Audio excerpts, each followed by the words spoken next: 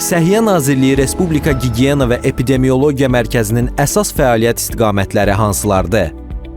Mərkəzin əsas məqsədi vətəndaşların sağlamlığını ətraf mühit amillərinin mənfi təsirlərindən qorumaq və möhkəmləndirmək üçün onların sanitariya-epidemioloji salamatlığını təmin etməkdir. Səhiyyə Nazirliyinin qərarı ilə 2020-ci ildə təsdiq edilmiş nizamnaməyə əsasən publik hüquqi şəxs kimi fəaliyyət göstərən mərkəzin əsas vəzifələrinə sanitariya nəzarətini təşkil etmək, ətraf mühitin zərərli təsirlərini müəyyən etmək və qarşısını almaq, yoluxucu xəstəliklərə qarşı tədbirlər həyata keçirmək daxildir. Epidemiyaların qarşısını almaq üçün geniş səlahiyyətlərə malik olan mərkəz nizamnaməsi ilə müəyyən edilmiş aşağıdakı hüquqlara malikdir. Müəssisələrə, qida obyektləri istisna olmaqla maneəsiz daxil olaraq yoxlama aparmaq, pozuntuların aradan qaldırılmasını tələb etmək, yoluxucu xəstəlikləri yayan şəxsləri işdən kənarlaşdırmaq və ya xəstəxanaya yerləşdirmək, peyvənd və dezinfeksiya ilə bağlı qərarlar qəbul etmək,